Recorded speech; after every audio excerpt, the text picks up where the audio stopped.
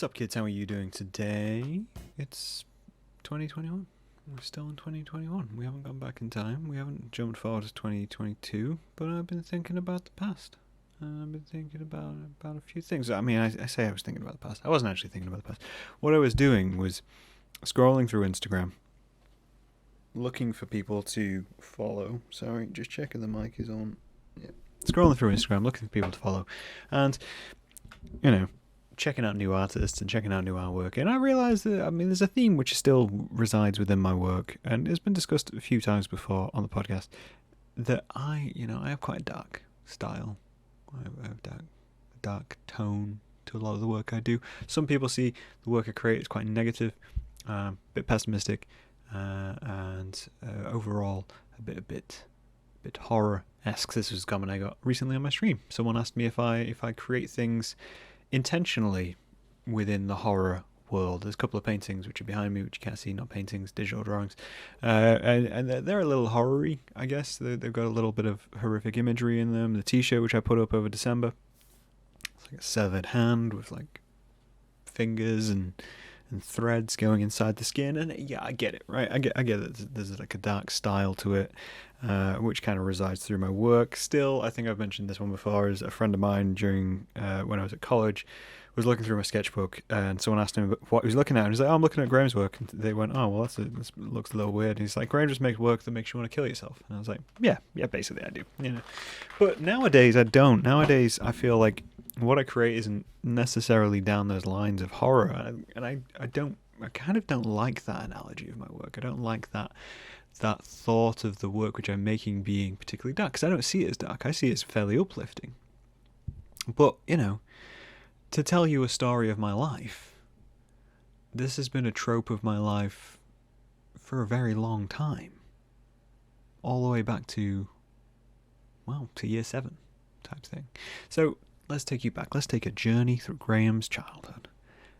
Strap yourselves in. We're going back to year 7.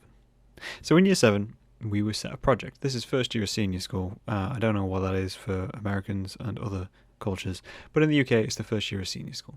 So in year 7, we were introduced to our arts teachers and given tasks and bits and bobs to do. And I was like, yeah, cool, great. Chance to shine, show off what I can do. Primary school, I've been pretty good at drawing. People knew that. So I was like, right, okay, we'll go into it again. We'll go year 7.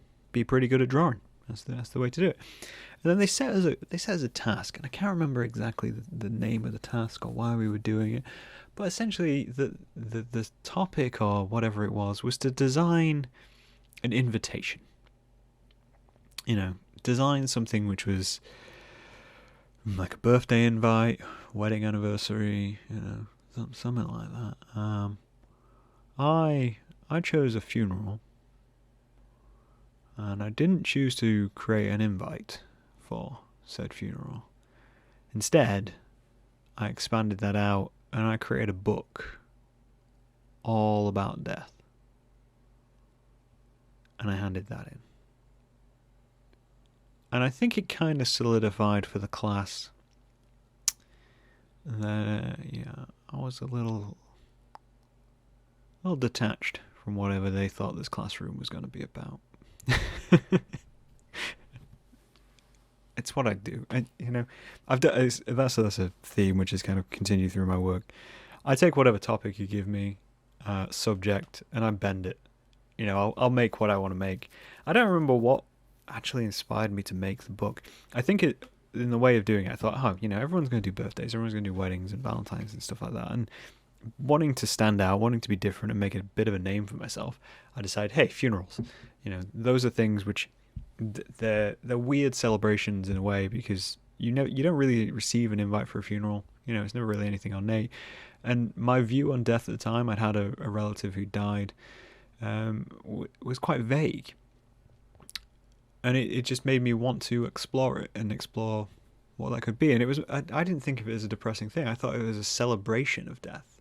But it led to a phrase which has followed me consistently, or at least did until I became an adult within the world. But then again, I get comments like the horror one, which is why are you so obsessed with death? For a while, I was the kid who made the funeral book, the death book, And yeah, I'm a grebo. There's no way around that. I'm a grebo, a goth. In later years, the term became emo. Whatever you want to label it, I'm an alternative guy. There's not much I can really do to adjust that. That's just musical tastes and visuals. I wear a lot of black, and it became this moniker of being a little obsessed with the death and obsessed with dark things. And this is the thing, I wouldn't say I'm obsessed. To me, right, obsession is where you have something in your life and it dominates every aspect of your life. I'm a fairly positive person in general. You talk to me and I'm not a person who's going to dismantle you. I'm there to build and uplift. And I do that through having been through my life, I think. And it's just one of those things. I don't see it as obsession with death. It's more like, it's fascination, it's curiosity. And in a way, what confuses me is I don't understand how people aren't slightly interested in it. I've had friends who we've talked about passings and funerals and death, and I realise it's very close to the surface for a lot of people, but in that same sense, it makes them sad, and they can't talk about it. They can't talk about it in any way, shape, or form. Whereas me, I've lost family members, and I see that as a very sad thing. But at the same time, there's this. I don't get how someone can look at something like death, like not being here, and not be somewhat fascinated by it. Because you can't experience it. You don't remember what was there before you. You don't remember life before being. You're not going to remember life after being. Therefore, it's a puzzle which has so much context to it, and then people keep throwing symbolism at it and themology and all these different things, and I don't get how anyone can enter this life, think there's an end to this life, and just go, actually, no, I don't want to talk about that. That, to me, sounds impossible. To me, that sounds like absolute denial of one of the major parts of life. You have to be comfortable with that. Personally, for me, again, I get people have different lives, but it just became one of these things. It's not obsession with death. It's just fascination. It's just curiosity of this thing, especially so during school. To say you back, so year 7, I made this book, and it was filled with death. Right? So I went through local papers and I cut out stories where things had died. There was a story about 2 kids who mutilated a dog. That went in there. There was obituaries. That went in there. There's a chance if you had a family member die during the years I was in year 7, whatever year that was. Your obituary ended up in my art project. There's a fair amount of that overlapping there. I found funeral directors and pictures of coffins, and I threw them all in there. And it wasn't me trying to adhere a theme, because at this time I wasn't really music based either. I hadn't gotten into a lot of that stuff. This was just me going, oh my god, look at this huge untapped subject which nobody wants to talk about. I gotta pick this up. I gotta do something with it. I gotta get a hold of it. And everything just went into this book about death. And yeah. And during school, obviously, it became, I think this is a reason a lot of people get into things which are considered taboo or considered scary or occult or anything like this. Certainly for me, anyway. When I was in school, you there's an attitude with it.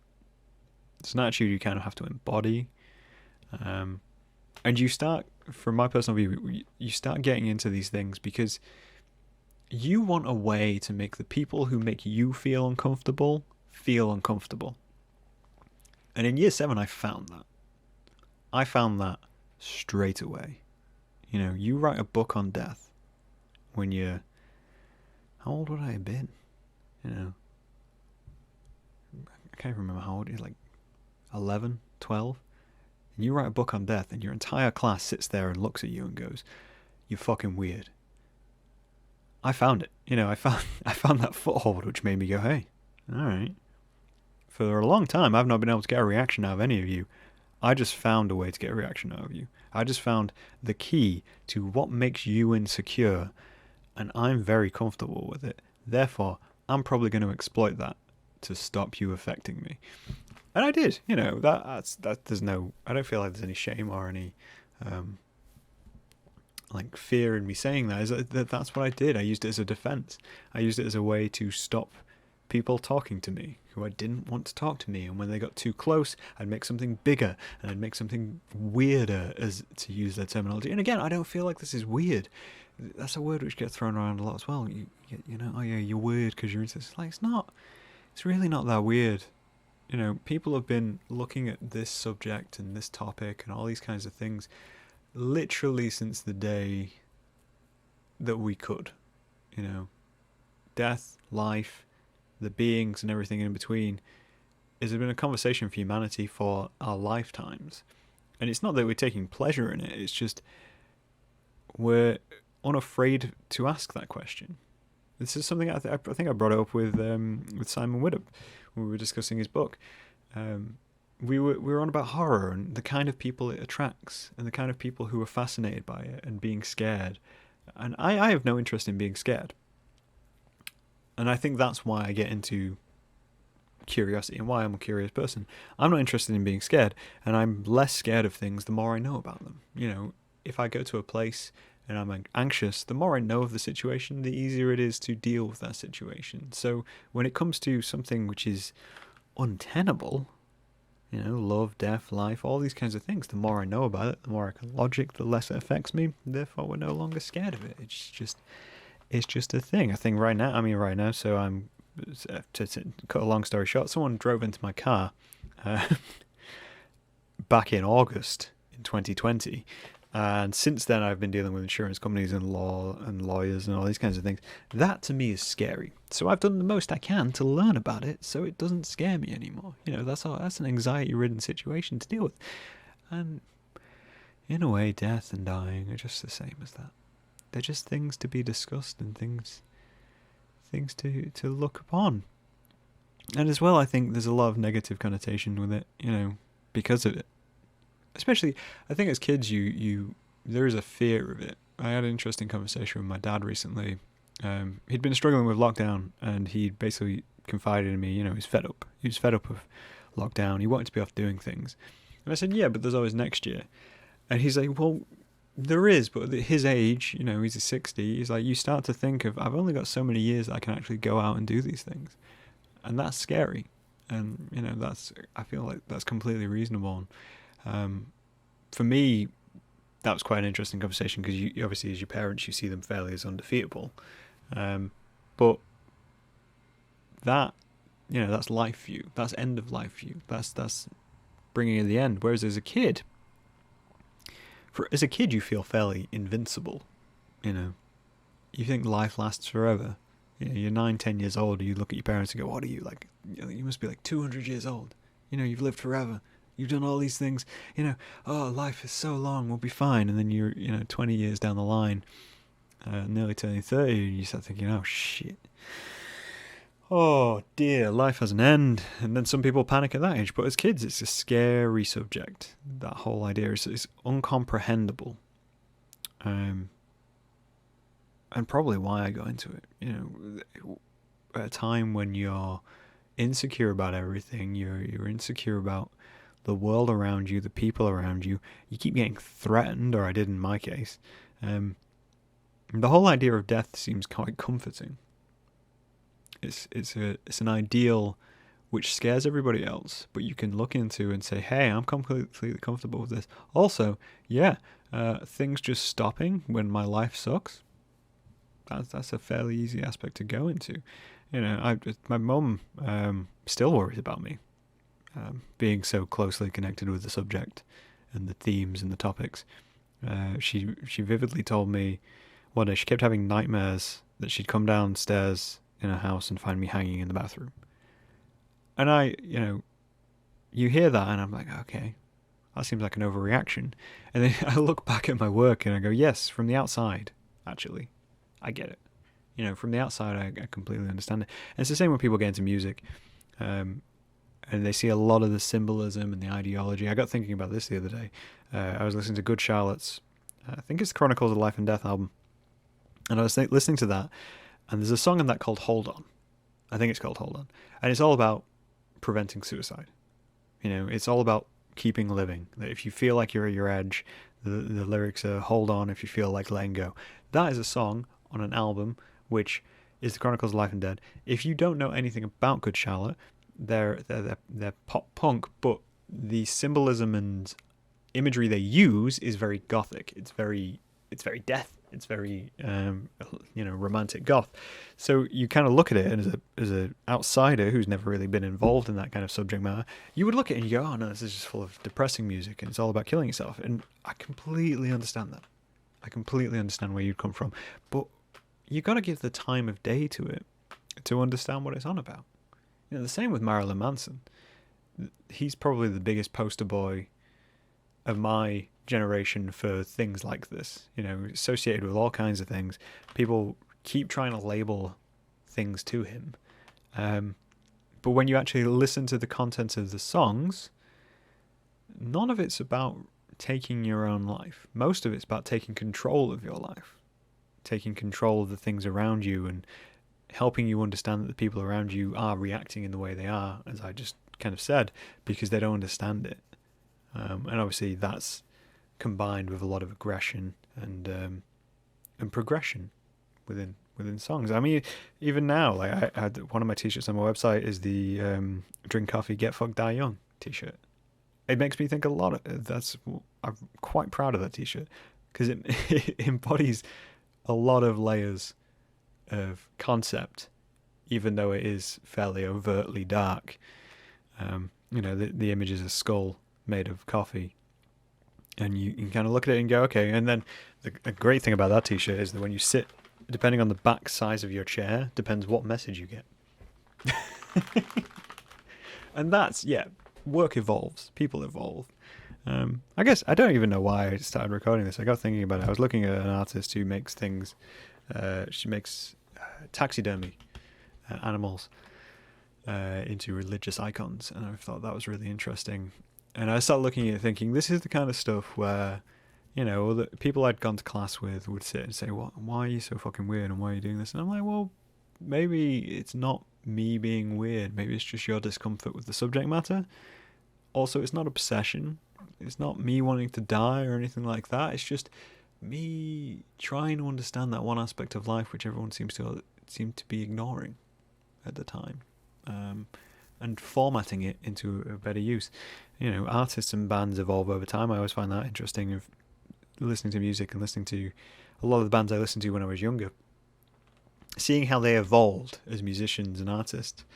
It shows that transition from people who before they got famous were angsty and angry and just full of passion, to more conceptual subject matters. Bon Jovi recently released a new album. Mum's a huge Bon Jovi fan, and she didn't like his new album because it was very political.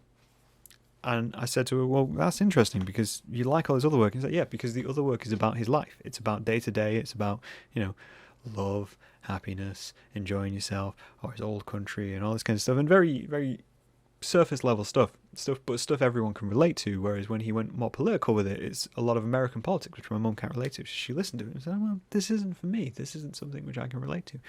And I just I'm fascinated by things which I can't relate to. I can't understand. So I research them more. I look into them more and try to understand them. Again, I don't know why I recorded this podcast. Why I want to discuss it. I don't even know who I'm making this for. I feel like a lot of people who are interested in the work I make and may even listen to the podcast, you're all very similar to me, which is nice, by the way. It's really nice from my point of view to know there's a connection to my work with other people, because it means something. Doesn't take anything away from me. I just think of it as, oh, actually, no, that's crazy. That's crazy. You're having these experiences considering we've had completely different lives. And maybe just for parents as well, and people who are worried about people who might be interested in these topics, it's not always as dark as it seems. It's just curiosity. And it's using what is given to you and using that to your advantage in some cases, especially young people. But I don't know. Maybe you can relate. Maybe you're into the darker things of life. Maybe you've looked into the void and the void said hi and you didn't run away. It's the best way I can put it. Because I certainly did. You know. But it's been great to talk to you guys. Hope you're looking after yourselves. That's a big topic right now. It's surrounding society, and I think getting more comfortable with it and talking to the people who are comfortable with it is going to be helpful to you. But let me know what you think. Maybe I am just still the 12-year-old boy who's obsessed with death. Who knows? I'll talk to you guys later.